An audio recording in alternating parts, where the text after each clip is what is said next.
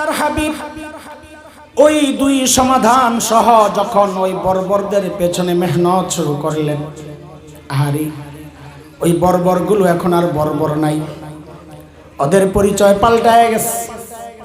বলে তো নতুন পরিচয় বলেন না। বলে আমি কি বলবো, আল্লাহকে জিজ্ঞেস করো, মালিককে জিজ্ঞেস করলাম, মালিক ওই বর্বরদের নতুন পরিচয় বলেন। আল্লাহ জানায়া দিলেন সীমাহুম ফি ওয়ুজুহিহিম মিন আসারিস সুজুদ।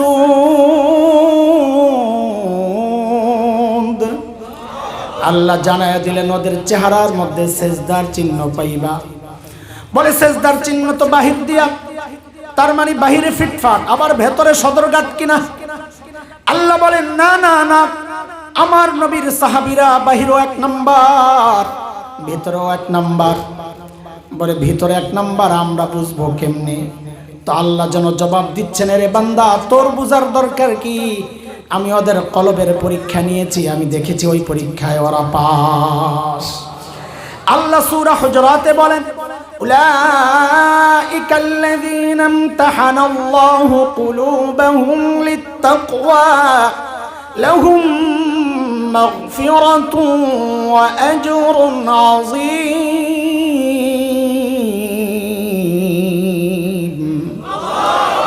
নবীকে জিজ্ঞেস করলাম, ইয়া রাসূলুল্লাহ ওই বর্বরদের নতুন পরিচয় বলেন। আল্লাহর হাবিব যেন জেগে উঠলেন, রে আমার সাহাবীদেরকে তোরা বর্বর বলিস না, ওরা আর এখন বর্বর নাই, তো নতুন পরিচয়টা বলেন না। তো নবী বলেন খায়রুল কুরুনি করনি, ওরা আর বর্বর নাই, ওরা এখন মানব ইতিহাসের সর্বশ্রেষ্ঠ মানুষ হয়ে গেছে। সুবহানাল্লাহ, আল্লাহু আকবার। বলেন সমস্যা কয়টা? আসেননি লাইনে, হারিয়ে গেছে। আর শুনেন, আমার তো অনেক কষ্ট হইতেছে, ফাঁকি দেওয়ার জন্য কিন্তু বলতেছি না, এটা আসল আসল। ওই যে দেওবন্দ মাদ্রাসায় এক ওস্তাদ রে পাশের মহল্লায় একজনে দাওয়াত দিছে খাইতে। হুজুররা ভালো বুঝবেন, আপনারা বুঝেন ভালো করে। তো দাওয়াত দিছে কি কয়া, হযরত মেরে ঘর পে জরা ডাল রুটি কে দাওয়াত, আমরা বলি না ডাল ভাতের দাওয়াত। তো হুজুরের দাওয়াত দিছে ডাল রুটি, ওরা রুটি খায়, ডাল রুটির দাওয়াত। হুজুর যায় দেখে, হায় আল্লাহ, বেড়ে তো ডাল রুটি হাজির করছে। কি দিছে? যা কইছে তাই। কারে আল্লাহ কই আইলা, এর মধ্যে বিলাই একটা মেও মেও করে। বাড়িওয়ালা কয়, এই बिल्ली भाग यहाँ से, टांग तुर देंगे साले, जल्दी जान दे, टेंगे भेंगे भाग दे। এটা কইয়া বাড়িওয়ালার কাছে ভিতরে তো মেহমান বিলাই রে কয়, बिल्ली तू जल्दी भाग, यहाँ हकीकत चलती है मजाज नहीं। বিলাই তুই জলদি যা, না যা কয় তাই হয়। আমার ডাল রুটির দাওয়াত দিয়া ডাল রুটি দিছে, তো টেঙ্গে ভেঙ্গে লেবো, কইছে ভেঙ্গে লেবো, তুই যা জলদি। তা আমি যে অসুস্থ, ইয়া হাকিকত হ্যায় মাজাজ নেই ভাই, আসলেই অসুস্থ, কষ্ট হইতেছে খুব। আপনাকে আগ্রহ দেখে কথা বলতেছি কিছু।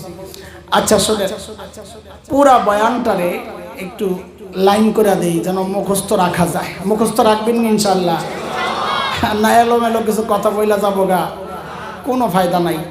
একটা বিষয় তো আপনার জানা দরকার, একটা বিষয়, যে কোনো একটা বিষয়। হ্যাঁ, এত কথা হয়, বাড়ি যায় কিচ্ছু মনে থাকে না, এমন না হয়। কিছু একটা নিয়ে যাব আমরা এখান থেকে, না ইনশাল্লাহ? একটা সবক নিতে চাই না ইনশাল্লাহ? একটা সবক। তো দুইটা পোটলা বানিয়ে দিই, দুই পকেটে দুইটা পোটলা লইয়া বেঁচে যাবেন। আজকের পুরা বয়ান কয় পোটলা? পোলা বান কথা কয়া শোনাবি ঠিক মতো পড়া, নাইলে কিন্তু মুরগি। এই পর্যন্ত যা বলেছি, সামনে যা বলবো, টোটাল 6 কথার বয়ান। কয় কথা? কয় কথা? আলহামদুলিল্লাহ, আলহামদুলিল্লাহি ওয়া কাফা ওয়া সালামুন আলা ইবাদিহিল্লাযীনা ইসতাফা।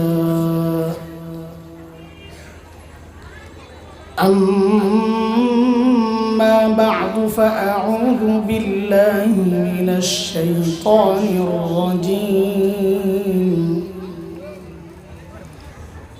بسم الله الرحمن الرحيم.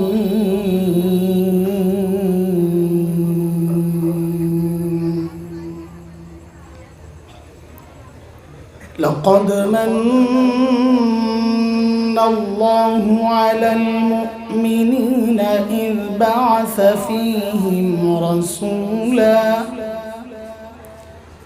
رسولا من أنفسهم يتلو عليهم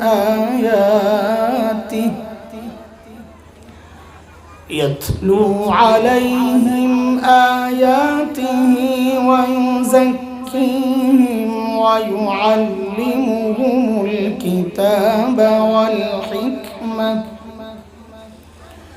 وإن كانوا من قبل لفي ضلال مبين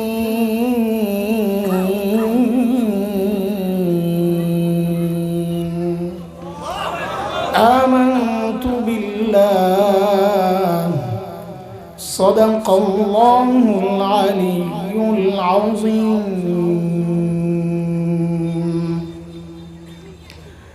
কাউরাইদ নুরানি তালিমুল কোরআন মাদ্রাসা ও বাইতুন নূর জামে মসজিদের উদ্যোগে আয়োজিত আজকের ইসলামী মহাসম্মেলনের এই মুহূর্তের মুহতারাম সভাপতি, প্রধান অতিথি, প্রিয় ভাই জনাব নাজমুল হুদা,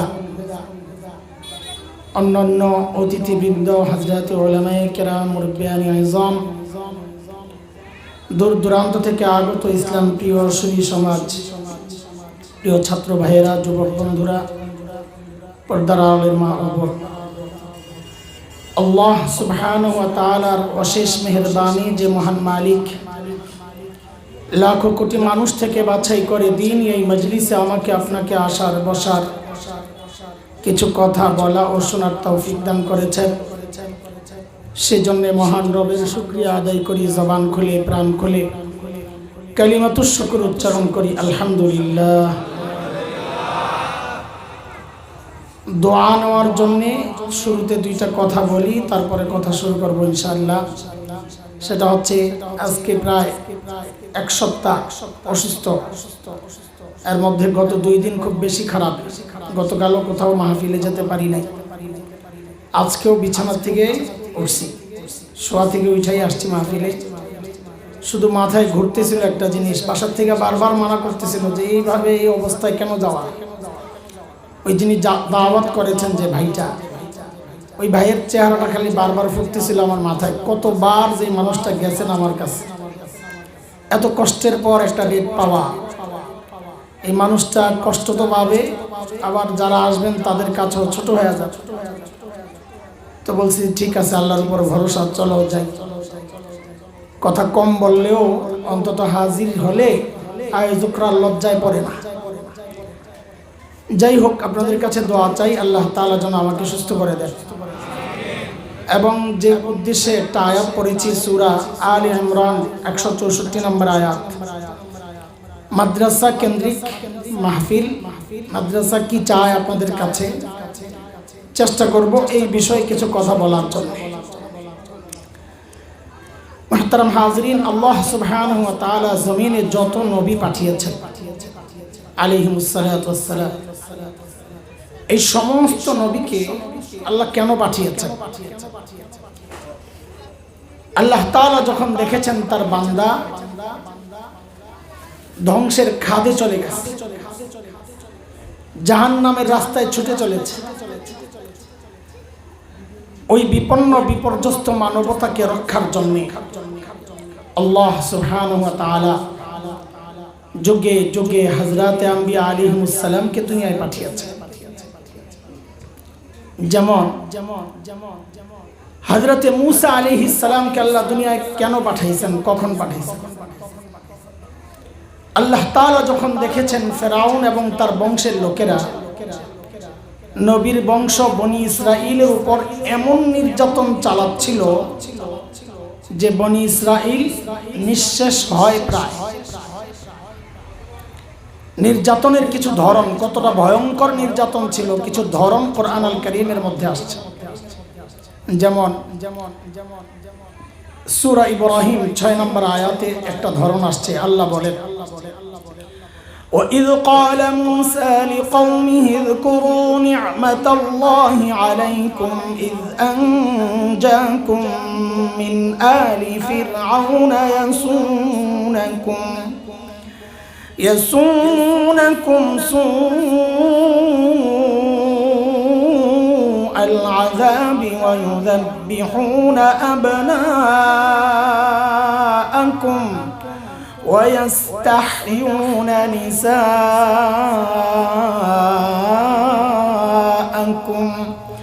وفي ذلكم بلاء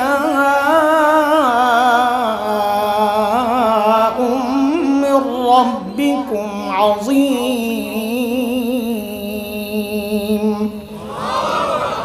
এই আয়াতে আল্লাহ নির্যাতনের ধরন দেখাইছেন।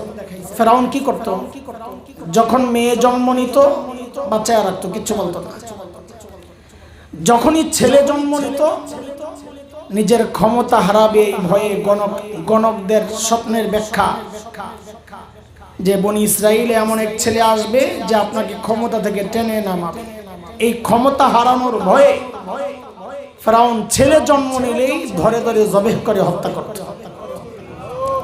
আচ্ছা, আমাকে আপনারা একটু বলেন তো, এই ছোট্ট শিশুটা সদ্যজাত মাত্র জন্ম নেওয়া, কেবলই দুনিয়া আসছে, যার হাড্ডিগুলো এখনো গোশতের মতো নরম, আচ্ছা এই বাচ্চাটা ফেরাউনের মতো এমন ক্ষমতাধর ব্যক্তিকে ক্ষমতা থেকে নামাতে পারত? এটা সম্ভব? তাইলে ফেরাউন এত ভয় পাইত কেন? কারণটা কি? কারণ হইল এটাই আল্লাহ তাআলার দুনিয়া পরিচালনার একটা সিস্টেম। কেউ যখন হক হয়, ন্যায়ের উপর হয়, সে যত দুর্বল হোক না কেন, কেউ যখন বাতিল হয়, সে যত শক্তিশালী হোক না কেন, আল্লাহর সিস্টেমই এটা। আল্লাহ ওই দুর্বল হকের ভয় শক্তিশালী বাতিলের কলিজায় ঢুকায় দেয়। এর এক জ্বলন্ত প্রমাণ হচ্ছে বাংলাদেশের আলেম ওলামারা, সারা দুনিয়ার সবচাইতে নিরীহ প্রাণী। আহারে শেখুল ইসলাম আল্লামা আহমদ শফি আনওয়ারাল্লাহু মারকাদা, মানুষটা জীবন সায়ান্নে জীবনের শেষ সময়টা যখন পার করছিলেন, হুইল চেয়ারের মধ্যে সোজা হইয়া বসে থাকতে পারতেন না, কাত হয়ে যেতেন। আল্লামা হাফেজ জুনায়েদ বাবুনগরী নওয়ারাল্লাহু মারকাদা, মানুষটা সোজা হইয়া দাঁড়াইতে পারতেন না, পা কাজ করত না। অথচ আমরা দেখেছি এই দুর্বল মানুষগুলোর ভয়ে সারা দুনিয়া থাকতো অস্থির, কখন কোনটা ঘটায়া দেয়। আরে তাও তো ওনারা জীবিত ছিলেন। আমাদের কোরআনের পাখি মারা গেলেন, লাশটারে নিয়েও পর্যন্ত ওরা ডরাইছে। দেখেন নাই আপনারা আল্লামা দিলওয়ার হোসেন সাইদি রহিমাহুল্লাহ মারা যাওয়ার পরেও লাশটারে খুব নিরাপদে যে পাঠাইছে তা না, নানান বাধার সৃষ্টি করছে। কেন? যে যারা হক তাদের লাশকেও ওরা ভয় পায়। এই পর্যন্ত যা বলছি বুঝছেন আপনারা? আমার সিস্টেম এটা, আমি একটু একটু করে বুঝাইয়া আগাই, সবক পড়াই আর কি। পড়া শুনবো, মুখস্থ শোনাইবেন, আমার না পারলে কিন্তু মুরগি বানাইয়া দেবো। বহুত কষ্ট করে আসছি, ঠিক আছে ইনশাল্লাহ। আমাকে দুইটা প্রশ্নের জবাব দেন। সর্বশ্রেষ্ঠ রসুলকে?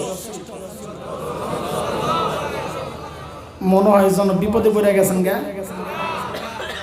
তো এইটা এইভাবে কেন বললেন? একটু গর্বের সাথে বলেন। হযরত লাগাইলে গর্ব হয় না, না, গর্ব একটা শব্দ লাগাই দিবেন ছোট্ট করে। সেটা হচ্ছে যদি জিজ্ঞেস করা হয় সর্বশ্রেষ্ঠ রসুলকে, তো বলবেন আমাদের রসুল মুহাম্মদুর রাসূলুল্লাহ। আমাদের বলার দ্বারাই গর্বটা প্রকাশ পাবে। ঠিক আছে, বলেন তো এবার ঠিক করে সর্বশ্রেষ্ঠ রসুলকে। পার্থক্য আছে, আগের কথার সাথে পার্থক্য আছে কিছু, বুঝতেছেন আপনারা? ঠিক আছে, নাম্বার একটু কম পাইছেন, ফেল করেন নাই, কম পাইছেন। কিন্তু আরেকটা প্রশ্ন করবো, এখানে 100-তে 100 অ্যান্সার করা লাগবে। আচ্ছা বলেন তো, রোগী যদি ছোট হয়, হালকা গলা ব্যথা, মাথা ব্যথা, জ্বর, এই হালকা রোগের চিকিৎসার জন্য মানুষ কোথায় যায়? এলাকার ডাক্তার না দেশের সবচেয়ে বড় ডাক্তার? মাশাআল্লাহ, পাস করছেন। কিন্তু রোগী যদি ছোট হয় তাও কি, রোগী যদি বড় হয় তাও কি এলাকার ডাক্তার না বড় ডাক্তার? কত বড় রোগী যত বড়, মানুষ ডাক্তারও তালাশ করে, এই দুইটা কথাকে মিলায়া তৃতীয় একটা কথা বের করেন।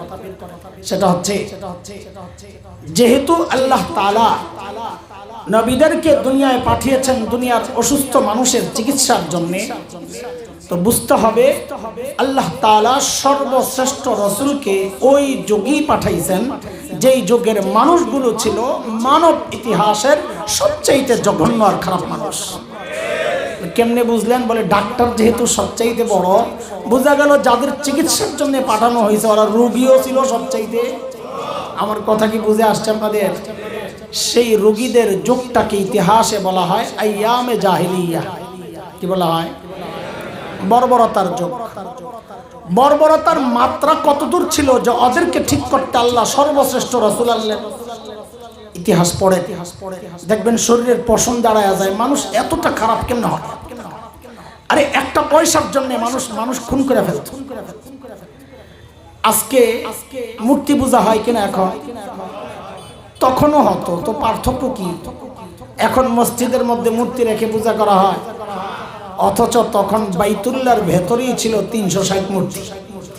ঘরের মধ্যে আলাদা মূর্তি, মন্দিরে আলাদা, সফরে বের হলে বগলের নিচে কইরা আলাদা মূর্তি নিয়ে যাইতো। কেন? রাস্তায় পূজা করার জন্য যদি আবার খোদা না পাওয়া যায়, বান্দায় খোদা পকেটে লইয়া ঘরে। কি একটা অবস্থা! কোন জন্ম নিয়ন্ত্রণ এখন হয় কি হয় না? কথা বলে না। আমার সাথে কথা বলা লাগবে তো। হয়, তখনও হতো। পার্থক্য কি?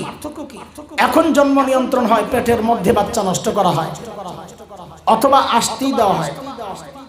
আর তখন জন্ম নিয়ন্ত্রণ হতো বাচ্চা হওয়ার পর দেখতো ছেলে না মেয়ে। যদি দেখছে ছেলে তো রেখে দিচ্ছে, আর যদি দেখছে মেয়ে, এটা ছিল বাবার জন্য সামাজিক কলঙ্ক। আমি মেয়ের বাপ, ওই কলঙ্ক থেকে বাঁচার জন্য বাবা নিজ হাতে নিজের কলিজার টুকরা মেয়েকে জীবন্ত দাফন করে দিত।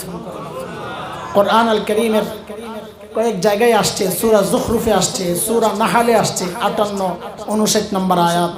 তাফসীর কিতাবে দেখবেন আল্লাহ বলেন, ওয়া ইযা বুশিরা আহাদুহুম বিল উনসা যাল্লা ওয়াজহুহু মুসওয়াদ্দা ওয়া হুয়া কাযীম ইয়াতাওয়ারা মিনাল কওমি মিন সুই মা বুশিরা বিহি أيمسكه على هون أم يدسه في التراب ألا ساء ما يحكمون।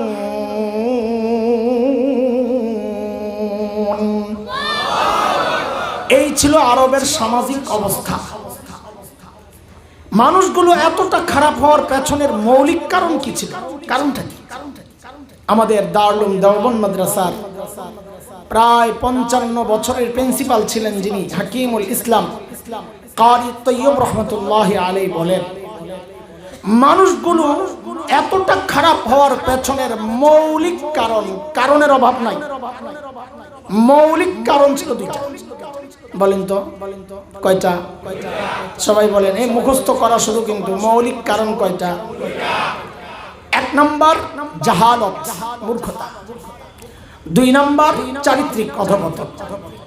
দেখেন এই দুইটা সমস্যা এমন ভয়ঙ্কর সমস্যা, একটাও যদি কারো মধ্যে থাকে সেও অপরাধ করে। যেমন একজন ইঞ্জিনিয়ার, সে শিক্ষিত না মূর্খ? বলেন। শিক্ষিত, লেখাপড়া করছে, তাই না? হ্যাঁ, মাশাআল্লাহ। অথচ আমরা কি দেখেছি? সরকারি কাজের টেন্ডার পাইছে, ব্রিজ বানাইতে গেছে, যায় রডের বদলে বাস ঢুকাইয়া দিচ্ছে। ঢুকায় নাই। ও জানতো না এখানে রড ঢুকাইতে হবে? জানতো? কথা বলেন, জানতো না জানতো না? জানার পরে ওই কাজটা কেন করছে? স্বভাব খারাপ, চরিত্র খারাপ। একটা থাকলেই মানুষ অপরাধ করে। আর ওই সময়ের আরবদের মধ্যে না ছিল লেখাপড়া, না ছিল চরিত্র। সমস্যা কয়টা? সবাই বলেন। এই মৌলিক 2 সমস্যা ঠিক করার জন্য, সংশোধনের জন্য, মোকাবেলার জন্য আল্লাহ সুবহানাহু ওয়া তাআলা প্রিয় হাবিব সাল্লাল্লাহু আলাইহি ওয়াসাল্লাম সর্বশ্রেষ্ঠ রাসূলকে মৌলিক 2টা সমাধান, মৌলিক 2টা মিশন আর দায়িত্ব দিয়া আল্লাহ তাআলা আমার নবীকে দুনিয়ায় পাঠায়া দিয়েছেন। আচ্ছা, আবারও পড়াশোনান, বলেন তো সমস্যা কয়টা, সমাধান দুইটাই? বলেন বলেন, সমস্যা কয়টা, সমাধান? আবারও বলেন, সমস্যা সমাধান। বারবার কেন বলাচ্ছি জানেন? মাথায় বসানোর চেষ্টা করছি এটা এই জন্যে, কিয়ামত পর্যন্ত যত সমস্যা দুনিয়ায় প্রকাশ পাবে, সমস্ত সমস্যার পেছনের মৌলিক সমস্যা দেখবেন ওই দুইটাই, হয় লেখাপড়া নাই অথবা চরিত্র খারাপ। আবার এই দুই সমস্যার সমাধানও ওই দুইটাই যা আমার নবী নিয়ে আসছেন। অন্য কোনো পদ্ধতিতে সমাধান করতে চাইলে সমাধান হবে না। বলেন সমস্যা কয়টা, সমাধান? আল্লাহর হাবিব নবুয়ত পেয়ে ঘোষণা দিলেন, ইন্নামা বুইসতু মুআল্লিমা বুইসতু লিউতাম্মিমা মাকারিমাল আখলাক। নবী ঘোষণা দিলেন, আল্লাহ আমাকে শিক্ষক বানায়া দুনিয়ায় পাঠাইছেন। কি বানায়া? বলেন বলেন, আমাদের নবী কি ছিলেন? সবাই বলেন তো একযোগে, আমাদের নবী কি ছিলেন? আমাদের নবীকে বলা হয় উম্মি নবী, তাই না? উম্মির অর্থ না বোঝার কারণে অনেকে বলেন মূর্খ নবী, নাউযুবিল্লাহি মিন যালিক। আমার নবী শুধু শিক্ষিত ছিলেন না, আমার নবী ছিলেন সব শিক্ষিত মানুষের শিক্ষক। উম্মি মানে দুনিয়ার কারো কাছে পড়েন নাই, আল্লাহ নিজে পড়াইছেন। দুনিয়ার মানুষ পড়াইলে শিক্ষিত হয়, আর আল্লাহ পড়াইলে বুঝি মূর্খ হয়। কথা বুঝেন নাই? আমাদের নবী কি ছিলেন? শিক্ষক। বলেন সবাই বলেন, শিক্ষক বানাই আল্লাহ আমার নবীকে দুনিয়ায় পাঠাইছেন। কেন? ওই যে এক নম্বর সমস্যা জাহালাত, মূর্খতা, ওইটা দূর করার জন্য। মনে আসেনি কথা? দুই নম্বর নবী বলেন, আল্লাহ আমাকে সর্বোচ্চ উন্নত চরিত্র দিয়ে দুনিয়ায় পাঠিয়েছেন। কেন? আমি যেন এই চরিত্রহীন মানুষগুলোর পেছনে মেহনত করে করে ওদেরকে মানব ইতিহাসের শ্রেষ্ঠ চরিত্রবান মানুষ বানাতে পারি। সমস্যা কয়টা, সমাধান?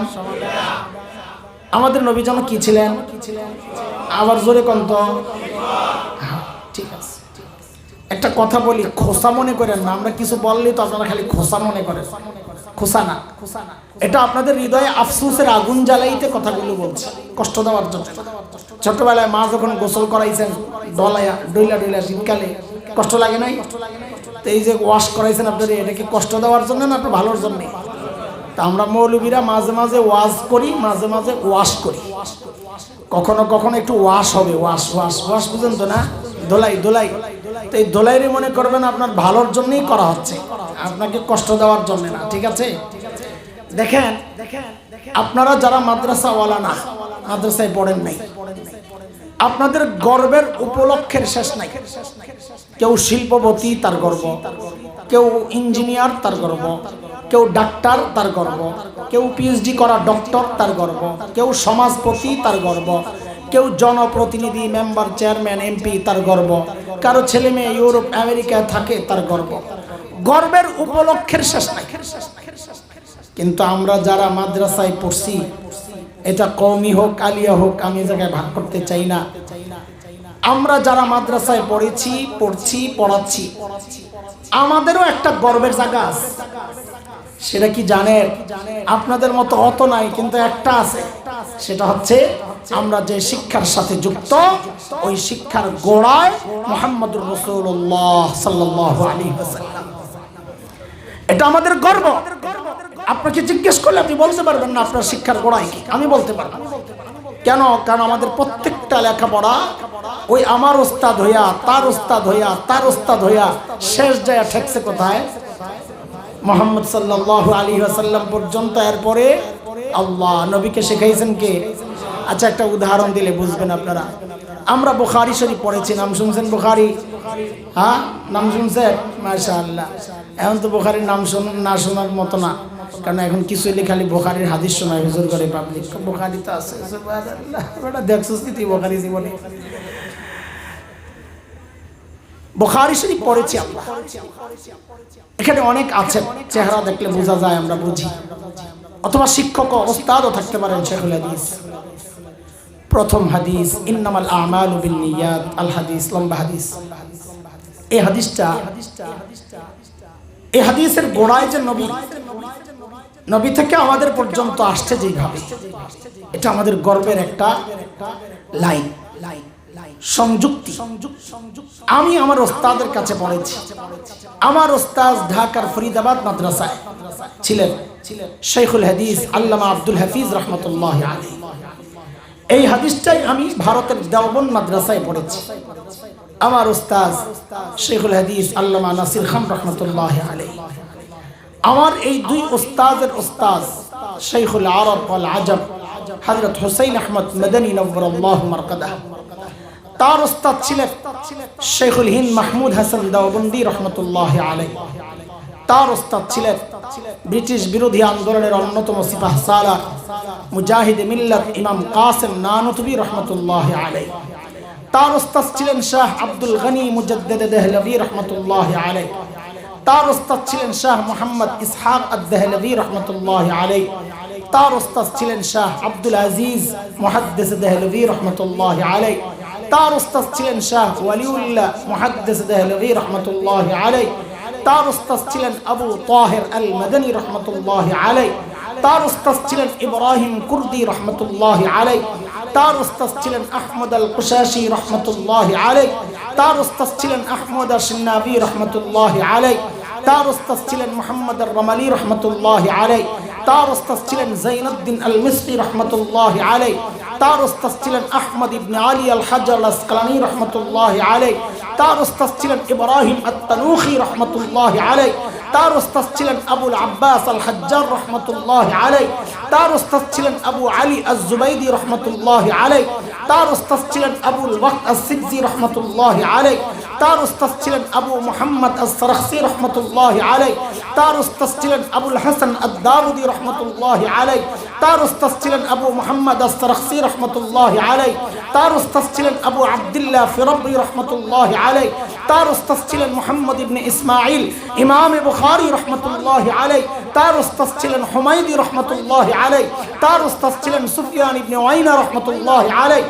তার ওস্তাদ ছিলেন ইয়াহইয়া ইবনে সাঈদ আল আনসারী রহমতুল্লাহ আলাইহি। তার ওস্তাদ ছিলেন মুহাম্মদ ইবনে ইব্রাহিম আত-তাইমি রহমতুল্লাহ আলাইহি। তার ওস্তাদ ছিলেন আলকামা ইবনে ওয়াক্কাস আল-লাইসি রহমতুল্লাহ আলাইহি। তার ওস্তাদ ছিলেন উমর ইবনুল খাত্তাব রাদিয়াল্লাহু আনহু। তার ওস্তাদ ছিলেন মুহাম্মদুর রাসূলুল্লাহ সাল্লাল্লাহু আলাইহি ওয়াসাল্লাম।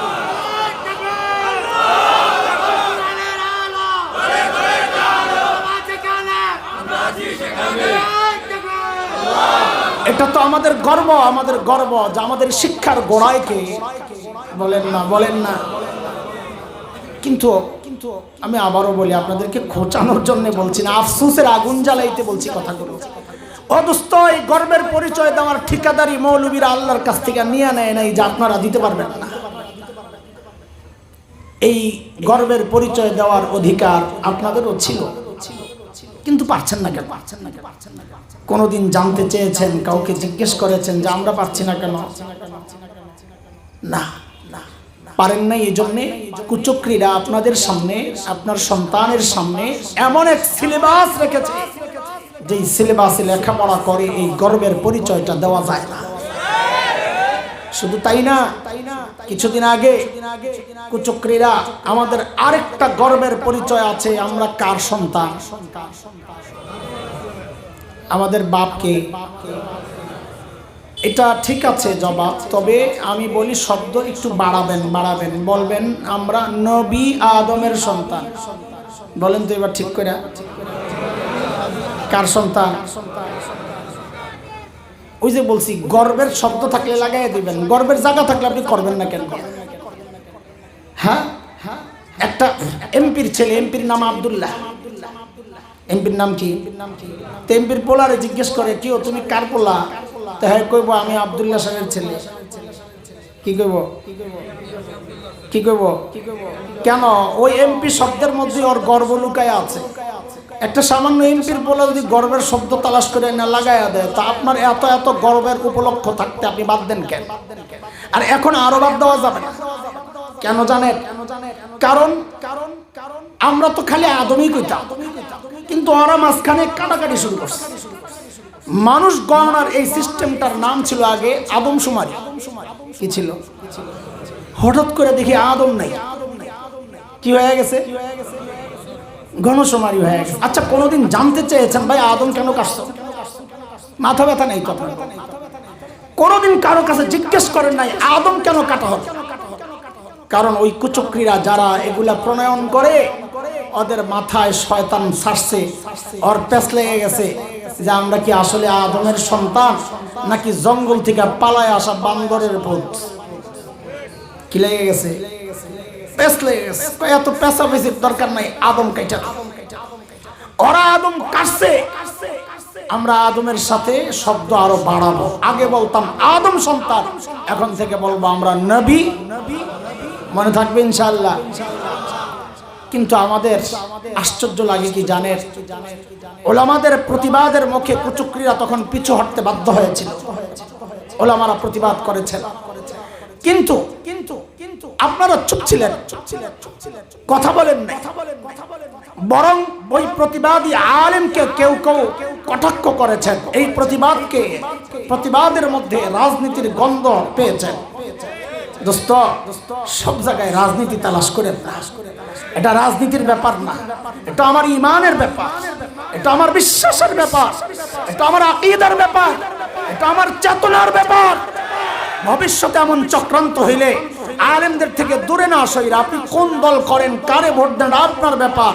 ঈমান আর দ্বীন আর শরিয়ার ব্যাপার যখন আসবে, তখন আলেমদের থেকে বিচ্ছিন্ন না হইয়া আলেমের হাতে হাত রাইখা, কাঁধে কাঁধ মিলাইয়া, মুষ্টিবদ্ধ হাত উঠাইয়া একসাথে উচ্চারণ করতে হবে, বাংলাদেশে নাস্তিকতার চর্চা করতে দেওয়া হবে না, দেওয়া হবে না।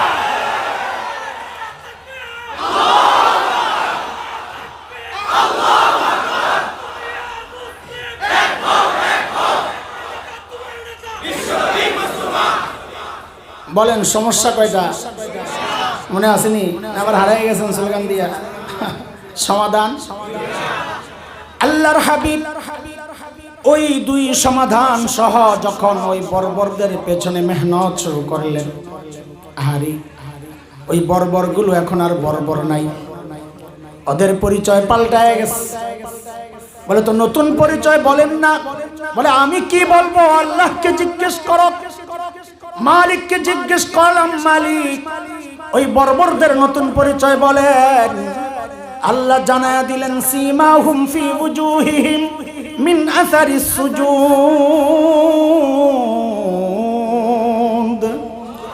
আল্লাহ জানায়া দিলেন ওদের চেহারার মধ্যে সেজদার চিহ্ন পাইবা। বলে সেজদার চিহ্ন তো বাহির দিয়া, তার মানে বাহিরে ফিটফাট, আবার ভেতরে সদরঘাট কিনা? আল্লাহ বলেন না না না, আমার নবীর সাহাবীরা বাহিরও এক নাম্বার, ভেতরেও এক নাম্বার। বলে ভিতরে এক নাম্বার, আমরা বুঝবো কেমনে? তো আল্লাহ যেন জবাব দিচ্ছেন, রে বান্দা তোর বুঝার দরকার কি? আমি ওদের কলবের পরীক্ষা নিয়েছি, আমি দেখেছি ওই পরীক্ষায় ওরা পাস। আল্লাহ সূরা হুজুরাতে বলেন, উলাইকাল্লাযীনা ইমতাহানাল্লাহু কুলুবাহুম লিত্তাকওয়া লাহুম মাগফিরাতুন ওয়া আজরুন আযীম।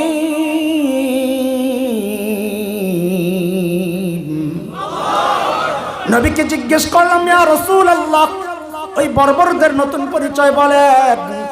আল্লাহর হাবিব যেন জেগে উঠলেন, রে আমার সাহাবীদেরকে তোরা বর্বর বলিস না, ওরা আর এখন বর্বর নাই, তো নতুন পরিচয়টা বলেন না।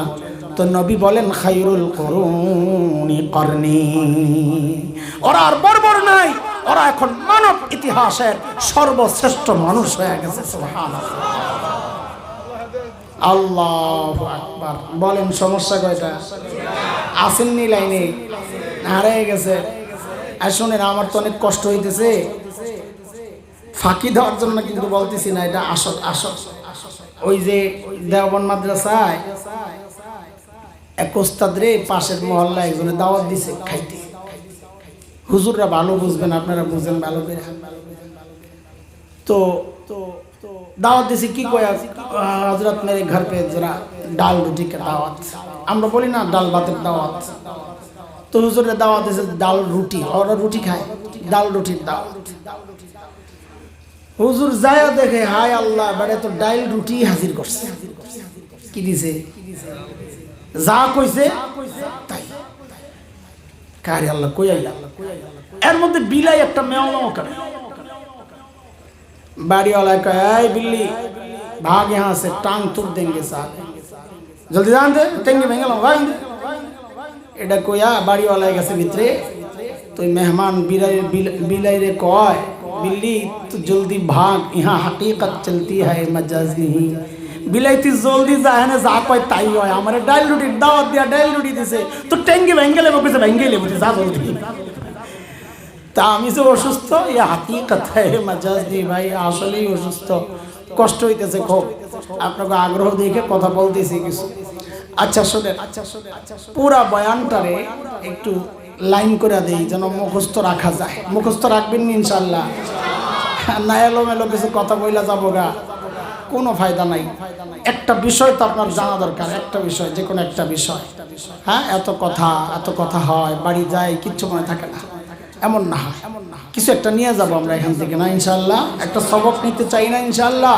একটা সবক দুইটা পোটলা বানিয়ে দেই দুই পকেটে দুইটা পোটলা লইয়া বেঁচে যাবেন আজকের পুরা বয়ান কয় পোটলা এই পোলা বান কথা কয়া শোনাবি ঠিক মতো পড়া নাইলে কিন্তু মুরগি এই পর্যন্ত যা বলেছি সামনে যা বলবো টোটাল 6 কথার বয়ান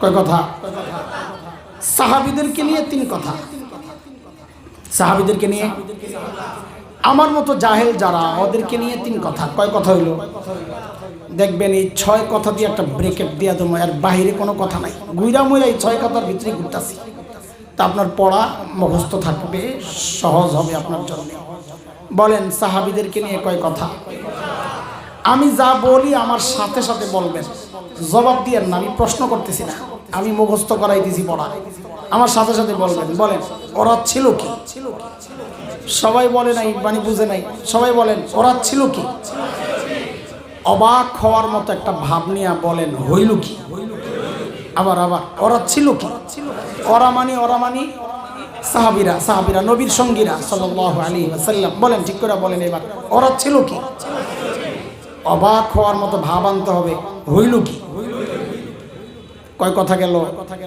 3 নাম্বার মাঝখানে ঢুকলো কি আবার বলেন তো ঠিক করে ওরা ছিল কি হইল কি মাঝখানে ঢুকলো কি আচ্ছা এই 3 কথা আগে বুঝেন তারপরে বললে আরো মজা লাগে ওরা ছিল কি ছিল মানব ইতিহাসের সবচেয়ে খারাপ মানুষ বলে এই কথা কোত্থেকে বলেন বলে হিসাব সোজা ডাক্তার যেহেতু সবচাইতে বড় জনকে আনা হয়েছে ওদের চিকিৎসার জন্য বোঝা গেল রোগীও ছিল সবচাইতে হিসাব সোজা হইল কি সবচেয়ে ভালো ছিল সবচেয়ে খারাপ হয়ে গেল আশ্চর্য কথা সবচেয়ে খারাপ মানুষ সবচেয়ে ভালো মানুষ কি করে হইল রে মাঝখানে কি ঢুকছে কিসের ছোঁয়ায় বলে কোরআন মাঝখানে কি ঢুকছে নবীর শিক্ষা ঢুকছে নবীর দীক্ষা ঢুকছে কি ঢুকছে ওই যে নবীর যেই 2 সমাধান নিয়ে আসছেন ওই 2 সমাধান ঢুকছে তাহলে এবার আবার ঠিক করে বলেন ওরা ছিল কি বলেন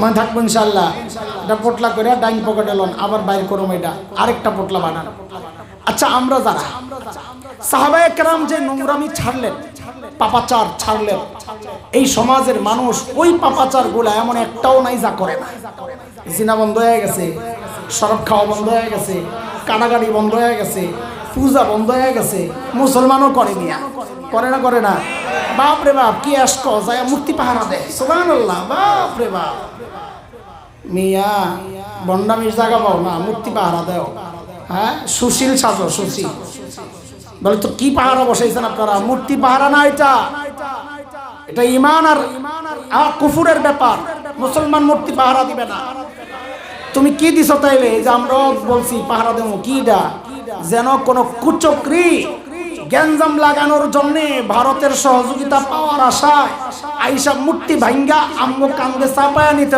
দিতে না পারে ওই পান্ডাদেরকে ঠেক দেওয়ার জন্য মন্দিরের সামনে দাঁড়াইছে কিসের জন্য না বলেন কিসের জন্য না মূর্তি পাহারার জন্য আমাদের ঈমান আকীদার মডেল হচ্ছেন সাহাবীরা কোন সাহাবী জিন্দেগিতে মূর্তি পাহারা দেয় নাই তুমি কই পাইছো এগুলা মিয়া সুশীল হও না সুশীল এটা ঈমানের ব্যাপার এনে সুশীলগিরি দেখায়ও না যাই হোক ওই বর্বররা যা করতো আমরা সব ধরছি।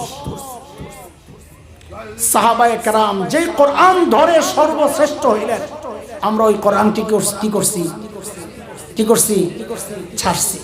এটা আমাদের গর্বের কাজ হয়েছে না আফসোসের? তো এবার আমাদের তিনটা বইলা আরেক পোটলা বানান, বলেন আমার সাথে, ধরলাম কি? আফসোসের সুরে বলতে হবে, ছাড়লাম কি? আবার ধরলাম কি, ছাড়লাম কি? এরকম হাত ওঠান তো, আমার মতো মোনাজাতের মতো হাত ওঠান তো, জোরে কপালে একটা বাড়ি দেন আর বলেন আরে করলাম কি। না না, এই মিঠা মিঠা হারে চলবে না। আপনি ব্যথাটা কত পাইছেন আপনার আহারে দিয়ে প্রকাশ পাবে, আহারে বলার ঢং দিয়ে প্রকাশ পাবে আপনি আসলে কষ্ট পাইছেন কি পান নাই। তো বলেন ঠিক করে, ধরলাম কি, ছাড়লাম কি, আহারে করলাম কি। তোর মেয়ে আপনার করছে ভালো উচ্চারণ, তো আমি অসুস্থ মানুষ, আমারটাই হয়। দেখছেন কারবার? হ্যাঁ, এত তোরে মাইকের সামনে এনে বয়স দিক শয়তানের হাড্ডি। কয় পটলা হইল? কয় পটলা? মোট কয় কথা? সাহাবীদেরকে নিয়ে কয় কথা? ওরা ছিল কি, হইল কি মাঝখানে? আমাদেরকে নিয়ে কয় কথা? ধরলাম কি, ছাড়লাম কি? আহারে মনে থাকবো তো ইনশাআল্লাহ। চলেন এক পটলা খোলেন, আগের পটলা খোলেন, এই পটলা শেষ করে দ্বিতীয় পটলা ধরবো। এই 2 পটলাই বয়ান দেখবেন, এর বাইরে আমি যাই না। এই 6 কথার মধ্যেই ঘুরতেছি, তো আপনাকে মনে রাখা সহজ হবে। একটা লাইন করে দিলাম আর কি। সাহাবায়ে কেরাম ছিলেন কি, হইলেন কি? আল্লাহ যে কোনো সাহাবীর হিস্ট্রি টানতেন, অবাক হয়ে যাবেন। আরে কি মানুষ কি হয়ে গেল, কি মানুষ কি হয়ে গেল। আল্লাহ, আমি যুবকদের আইডল এক সাহাবী আছে, আমি খুব বলি, আমারও ভালো লাগে। একজন সাহাবী হযরত মুসআব ইবনে উমাইর রাদিয়াল্লাহু আনহু, নাম জানা আছে? কি নাম? মুসআব ইবনে উমাইর। বলেন হুজুর, ওই ফ্যানটা আমার কষ্ট হয়, আমি বারবার খালি দৃষ্টি আকর্ষণ করছি। বইয়ে দাদাটা কি করে যে আমার খেয়াল করে না, ও জানে না, সবাই দিছে, এরপরে খেয়াল করতে হবে না। সবাই তো আমার ঘাম দেখা মায়া করে আর কি, কিন্তু আমার ওই ঘামের চেয়ে ওইটা বেশি খারাপ আমার জন্য। আর ওজনে জবাব দেয়, সরাই দিছে, এর ডিউটি শেষ, বয়ে বয়ে মোবাইল টিপে। পোলাপাইন কি যে মুসিবতে গুলো লইয়া, লা হাওলা ওয়ালা কুওয়াতা ইল্লা বিল্লাহ।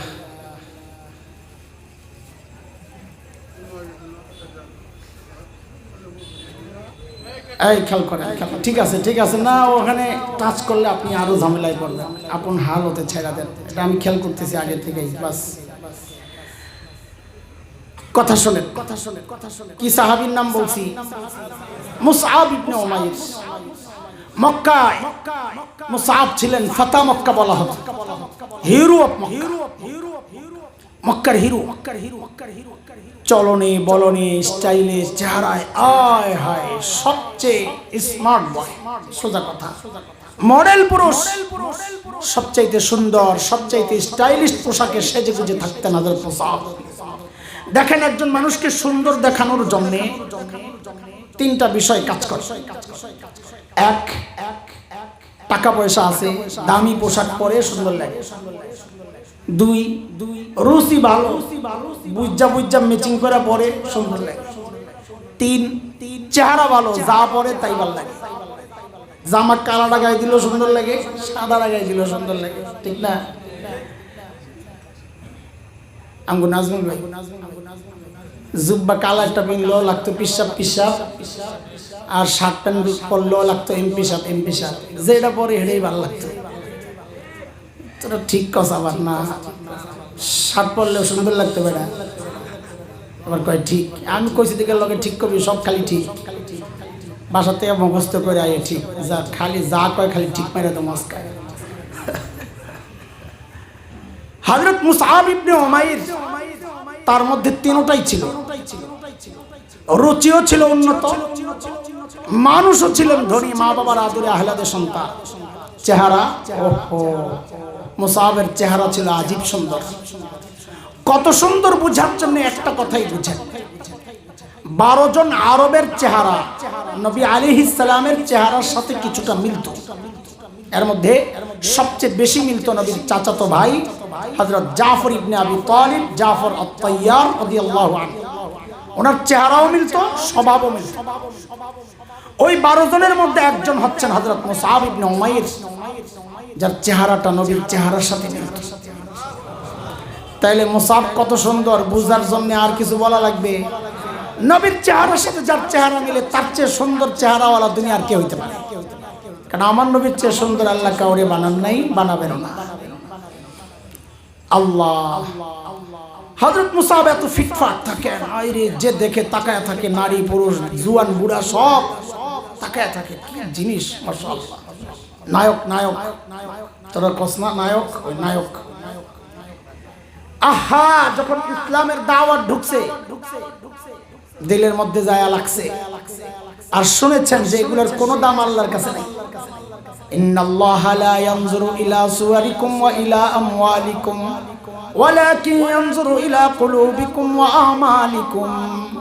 নবী জানায়া দিয়েছেন, আল্লাহ তোমার সূরত, তোমার পোশাক, তোমার চেহারা, তোমার মাল এগুলা দেখবেন না। আল্লাহ দেখেন তোমার দিলের হালত কি, তোমার আমলের হালত। হযরত মুসআব এই কথা শুনে যে পরিবর্তন, আয় এখন তো মার ভাল লাগে না, মার কষ্ট, আমার পোলাটা মোল্লা হয়ে গেল। কি হয়ে গেল? এই বহু অভিভাবক কেমন আছে, সন্তানরা আল্লাহ দিন দিছে, সন্তান দাড়ি রাখে, পাগড়ি পরে, মা বাবার আফসোস, আরে আমার পোলাটা বরবাদ হয়ে গেল। আছে না এমন হতভাগা পোড়া কপাল মা বাবা? মুসআবের মাও আফসোস, আরে আমার পোলাটা বরবাদ হয়ে গেছে। বড় মোল্লার কাছে যাইয়া ধইরা বানছে, বাইন্দা পিটাইছে, মা নিজে পিটাইছে, আপন জন রে ডাইকা আনছে পিটানি লাগা, মার ভালো করে মার, কি লাগা যায় হানে মাইটের খাইয়া হযরত মুসআব একদম ঘরের মধ্যে বসা। কিন্তু ঈমান যার দিলে লাগা যায়, তার শরীর থেকে মাথা বিচ্ছিন্ন হয়, কলব থেকে ঈমান আলাদা হয় না। কথা বলেন ঠিক কিনা? হ্যাঁ, হযরত মুসআব কোন রকম ছুটটা পালায়া চলে গেছেন আফ্রিকায়। কোথায়? হাবশা, আর কি বলে আজকের দুনিয়ার মানচিত্রে লোহিত সাগরের পশ্চিম পার, যেটা ইথিওপিয়া, ইরিত্রিয়া, যেটা ওইটাই নবী যুগের হাবশা বা আবিসিনিয়া। চলে গেছে। কিছুদিন পর আবার একটু আসছেন মক্কায় খোঁজ খবর নেওয়ার জন্য। তোমার একটা মিস হয়ে গেছে কোন জায়গায় যেন, মাইক মাইক মাইক। আবার আসছেন, হ্যাঁ আসছে, আবার আসছেন, আয়সা আবার ধরা পড়ছে। এইবার মা দিছি ইচ্ছা মতো, মাই কই গেছস? এর মধ্যেই নবুয়তের 11তম বছরের কথা বলছি। মদিনা থেকে এক দল আসছে হজ করার জন্য। তখন অমুসলিমরাও হজ করতে আসছে মক্কায়। তো মদিনার আউস খাজরাজ এই দুই বংশের লোক আসছে হজ করার জন্য। আসার পর নবী তাদেরকে দাওয়াত দিয়েছেন, কেউ কেউ মুসলমান হয়েছে। 12তম বছরে এইবার আসছে বিশাল কাফেলা, হজের জন্যও আসছে।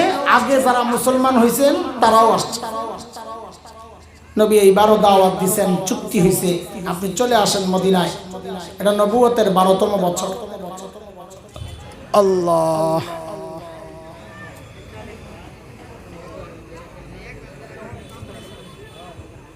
আল্লাহ।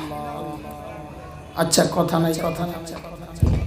লা হাওলা ওয়ালা কুওয়াতা ইল্লা বিল্লাহ। ঠিক আছে, ঠিক আছে, ঠিক আছে, ঠিক আছে।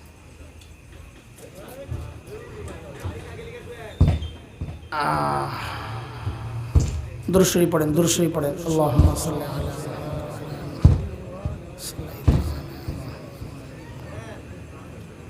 আল্লাহুম্মা বারিক আলা মুহাম্মাদ। ওই মদিনাওয়ালারা যাওয়ার সময় নবীর কাছে একটা আবেদন করছেন, ইয়া রাসূলুল্লাহ, আমরা যে মদিনায় যাচ্ছি তো আমরা তো কেবল ঈমান কবুল করছি, আমাদেরকে দ্বীন শিখাবে কি? তো আমাদের জন্য একজন শিক্ষক দেন, আর একজন দায়ী দেন, যিনি দাওয়াত দিয়ে অন্যদেরকে মুসলমান বানাবেন। তো নবী আলাইহিস সালাম দুইজন সাহাবীকে নির্বাচন করেছেন। ঠিক আছে, ঠিক আছে, ঠিক আছে। আপনি হেই করলে কি ঠিক হয়ে যাব?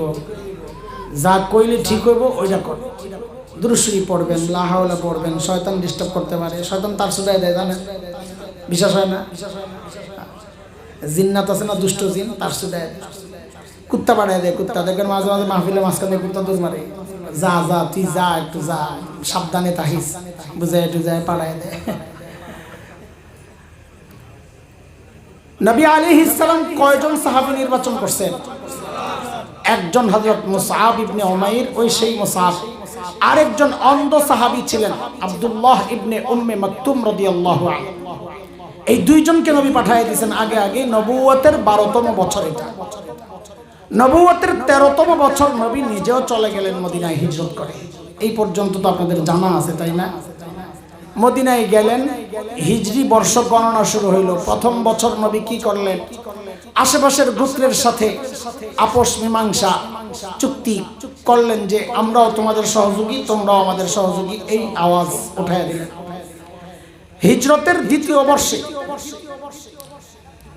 বদরের যুদ্ধ হইল। তৃতীয় বর্ষে উহুদের যুদ্ধ। মুসলমান খেয়াল করেন তাড়াতাড়ি। তৃতীয় বর্ষে কি হয়েছে? হিজরতের তৃতীয় বর্ষ, ইসলামের 16তম বছর নবুয়তের। উহুদের মাঠ, কাফের মুসলমান মুখোমুখি অবস্থায়। ওইটা কাফেরদের দুই ডিভিশন, ডান ডিভিশন বাম ডিভিশন, দুইজনের নেতৃত্বে। একটার নেতৃত্বে হযরত খালিদ ইবনে ওয়ালিদ রাদিয়াল্লাহু আনহু, আরেকটার নেতৃত্বে হযরত ইকরামাহ ইবনে আবি জাহেল রাদিয়াল্লাহু আনহু। তখন মুসলমান হয় নাই। মুসলমানদের ঝান্ডা উঠায়া দিয়েছেন নবী মুসআব ইবনে উমাইরের হাতে। কেন, সেই কারণের ব্যাখ্যায় আমি যাচ্ছি না, সময় লাগবে অনেক, আমার কষ্ট হচ্ছে। যুদ্ধ শুরু হয়। আপনারা জানেন সেই ইতিহাস, সেই উহুদের ইতিহাস শোনানো আমার মাকসাদ না। আমি শুনাইতেছি কি ছিল, কি মনে আছে কথা, আমি বুঝাইতেছি এটা কি মানুষ কি হয়ে গেছে। যুদ্ধের এক পর্যায়ে মুসলমান সাময়িক পরাজিত হয়েছে নবীর একটা হুকুম অমান্যের কারণে। ভুল বুঝাবুঝি, অমান্য বলতে ভুল বুঝাবুঝি। তো মুসলমান পরাজিত হয়েছে, পুরা মাঠ রক্তে লাল। হ্যাঁ, লাশ আর লাশ, এত লাশ মুসলমান কোনোদিন দেখে নাই। ইসলামের এই 16 বছরের ইতিহাস, উহুদের যুদ্ধ পর্যন্ত মোট কয় বছর হয়েছে? মক্কায় কয় বছর? 13 বছর। উহুদের যুদ্ধ তৃতীয় বছর, তো কত বছর হইল? এই 16 বছরেও তো 70টা লাশ পড়ে নাই। এখন এক জায়গাতেই 70টা লাশ পড়া, সাহাবীদের মনোবল ভাঙ্গা। ঐতিহাসিকরা লেখেন মনোবল ভাঙ্গা, কোন ঐতিহাসিক, সবাই না। মনোবল ভাঙ্গার কারণ, ডানে তাকায়া দেখে বাপ শহীদ পড়ে রয়েছে, কেউ ওদিকে তাকায়া দেখে নিজের সন্তান শহীদ পড়ে আছে, নিজেরাও চরম ভাবে আহত, ক্ষতবিক্ষত, রক্তাক্ত। কিন্তু আমরা বলি সাহাবীদের মনোবল ভাঙ্গার কারণ একটাও না। সাহাবী চিনে নাই তারা। সাহাবীদের মনোবল ভাঙ্গার কারণ হচ্ছে ওই পাগল সাহাবীগুলা যখন দেখেছেন আহারে প্রিয় হাবিব সাল্লাল্লাহু আলাইহি ওয়াসাল্লামের চেহারাটা রক্তাক্ত, গোটা শরীর নবীর রক্তে লাল। এই দৃশ্য দেখলে আমার মতো 2 নম্বর মুসলমানও তো সইতে পারতাম না। আর ওই মানব ইতিহাসের শ্রেষ্ঠ মানুষগুলা, প্রকৃত আশিক রাসূলগুলা কিভাবে সহ্য করে? সাহাবীদের মনোবল ভেঙে গেছে। এমনকি হযরত ওসমানের মতো এত বড় সাহাবী, হাতের থেকে তলোয়ার ছিটে গেছে, ওসমান হাঁটা ধরছেন মদিনার দিকে। কাফেররা চলে গেল। নবী আলাইহিস সালাম লাশ জমা করতে বললেন, দাফন কাফনের পালা। যেহেতু অনেক লাশ, সাহাবীরাও আহত, মানসিকভাবে পর্যদস্ত, এই জন্য নবী একটু সহজ করলেন। সেটা হচ্ছে এক কবরে 2 জনকে দাফন করবা, তাহলে অর্ধেক হয়ে গেল না কবর? এক কবরে কয়জন?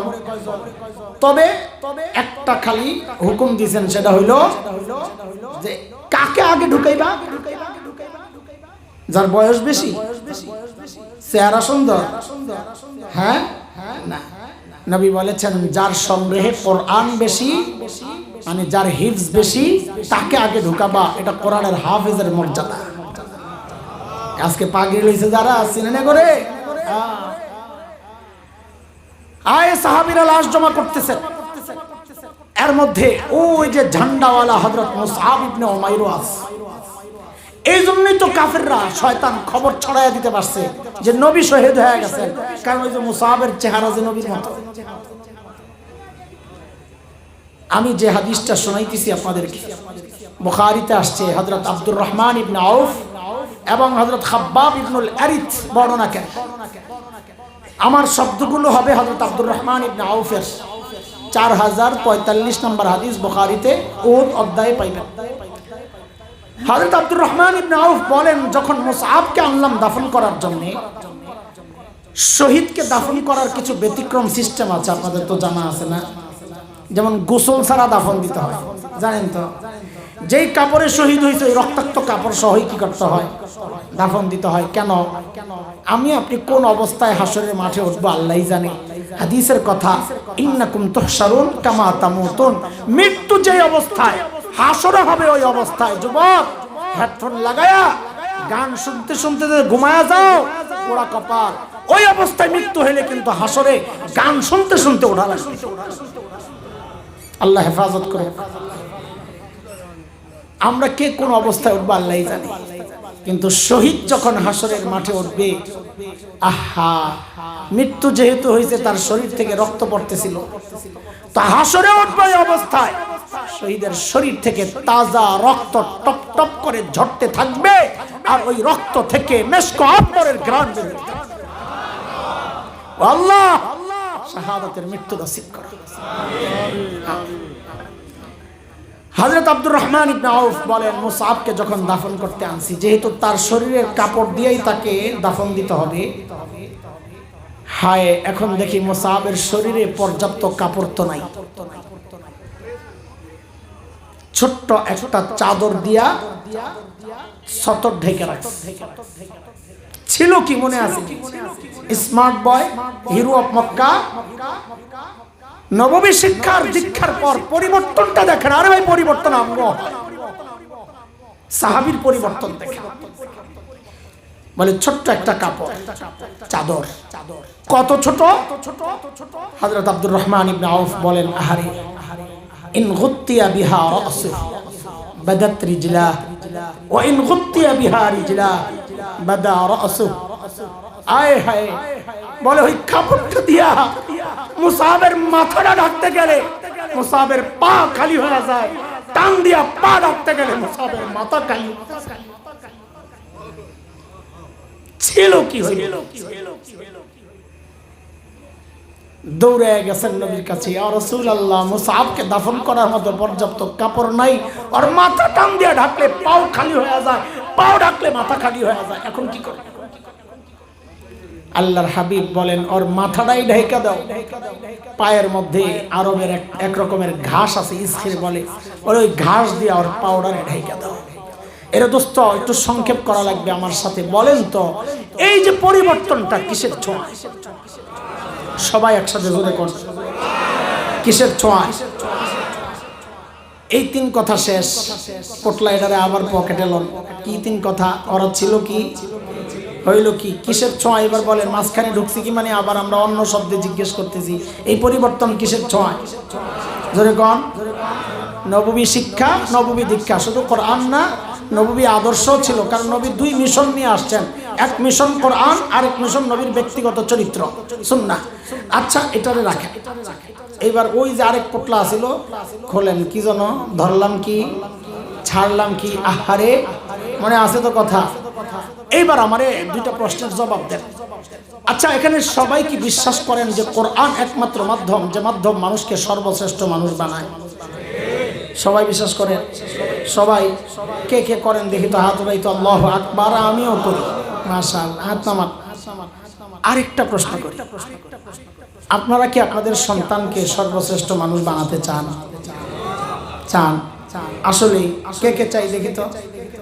মাশাআল্লাহ, আমিও চাই। আচ্ছা, এই যে দুই জায়গায় হাত উঠাইছেন না, আমার বিশ্বাস, এটা আমার বিশ্বাস ভুল হোক, আমার ধারণা ভুল হোক, এখানে এমন অনেক পাওয়া যাবে যারা মিথ্যা কথা বলেছেন, সত্য বলেছেন নাই। বলে, আপনি কি গায়েব জানেন? ওর মিয়া, গায়েব আমি জানেন কোথেকে? গায়েব তো জানেন শুধু। আরো চিৎকার করে বলেন, আমি গায়েব জানি না, তবে আমি এই সমাজের মানুষ, এই সমাজের আলো বাতাসে আমার বেড়ে ওঠা, ডাল চাল খেয়ে আমি বড় হয়েছি। এই সমাজের মানুষের গতিপথ, স্বভাব চরিত্র, মানসিকতা আমি জানি। সেই জানা জায়গা থেকে বলছি, অনেকে মিথ্যা বলেছেন। কেমনে দেখেন, আপনারা প্রথমে হাত উঠান নাই যে কোরআন একমাত্র মাধ্যম, যে মাধ্যম মানুষকে সর্বশ্রেষ্ঠ বানায়। হাত উঠাইছিলেন? আছেন তো এই কথায়? দ্বিতীয়বার হাত উঠাইলেন, নিজেদের সন্তানকে সর্বশ্রেষ্ঠ বানাতে চান। হাত উঠাইছেন না? এই জায়গায় মিথ্যাটা ধরা খাইছে। আপনি যদি এই কথায় সত্যবাদী হন, নিজের সন্তানকে সর্বশ্রেষ্ঠ বানাতে চান, তা আপনি না প্রথমে বললেন যে সর্বশ্রেষ্ঠ বানায় কোরআন। তো নিজের সন্তানকে সর্বশ্রেষ্ঠ বানাতে চাইলে আপনার তো সন্তানকে কোরআনের প্রতিষ্ঠানে পাঠানোর কথা ছিল, ওখানে না পাঠাইয়া আপনি পাঠাইলেন কোথায়? তার মানে মিথ্যা কথা বলেছেন। হয় কোরআনকে সর্বশ্রেষ্ঠ বানায় এটা মানেন না, অথবা মানেন কিন্তু সন্তানকে সর্বশ্রেষ্ঠ বানাতে চান না। ঠকছেন না জিতছেন? তাড়াতাড়ি জবাব দেন। কাজ যা করছেন ঠকছেন না জিতছেন? আমরা মাদ্রাসায় পড়ে আমরা ঠকছি না জিতছি? আমাদের বাবা মা ঠকছেন না জিতছেন? হ্যাঁ জিতছেন। কেমনি জিতছেন? আমরা কেমনি জিতছি? নিজের ঢোল পিটাইতে পারুন না। ছোট্ট করে বলি, দেখেন কোরআনের বরকত, এর অন্য কিছু না। মানুষের হৃদয়ে আল্লাহ তাআলা আমাদের জন্য যে ভালোবাসা, মহব্বত, যে সম্মান আল্লাহ রাখছেন, আমি হলফ করে বলতে পারি দুনিয়ার রাজা বাদশারা এর ধারে কাছেও নাই। আমার মা বাবা জিতছেন না ঠকছেন? কেন? কারণ এমন কোনো দিন বাদ যায় না যেদিন এই হাসান জামিল হাত উঠাইয়া বলে না রব্বির হামহুমা কামা রাব্বায়ানি সাগীরা। আমি যাই পড়ি না কেন, পড়ছি তো মা বাবার উসিলায়, সব যায় না? অ্যাকাউন্ট হয়ে গেছে না? বিকাশ অ্যাকাউন্ট খুলে গেছে একটা, এখন খালি লোড হয়। খালি কি হয়? লোড করি দুনিয়ায়, জায়গা কই? আয় রে, দেখছেন অবস্থা। ঠকছেন না জিতছেন? আপনারা যারা সন্তানকে দিন শেখাচ্ছেন না, আপনার ছেলেকে আপনি ডাক্তার বানান, আমি মানা করছি না, ইঞ্জিনিয়ার বানান, মানা করছি না, কিন্তু শুরুটা একটু কোরআনী শিক্ষার টিকাটা দিয়া লয়ে, জীবনের শুরুতে কোরআনী শিক্ষা, দ্বীনি শিক্ষার টিকাটা লাগানো থাকলে ওর মধ্যে আর ভবিষ্যতে ভাইরাস ছড়াবে না। যেই ভাইরাসের গুণে ও কি করে, ওই রডের বদলে বাঁশ ঢুকাইয়া দেয়, ওই ভাইরাস আর আক্রান্ত হবে না। কথা কোন ঠিক কিনা? হ্যাঁ, আপনারাও ঠকছেন, সন্তানকেও ঠকাইছেন। ও দোস্ত, একটু জানতে চাই, সারা জীবন এই ঠকতেই থাকবেন না রিটার্নের কোনো সুযোগ আছে? ফেরত আসার কোনো সুযোগ আছে? আছে তো, আছে আছে। কি আছে? তো 5টা ওয়াদা করেন আমার সাথে। এই 5টা ওয়াদাই ফেরত আসার মূল বিষয়। 5টা ওয়াদা নিয়েই আমি চলে যাব। বাকি আগে কোন পোটলা কয়টা বানছিলাম? কয় কথার পোটলা? সাহাবীদেরকে নিয়ে কয় কথা, আমার মতো জাহেলকে নিয়ে কয় কথা।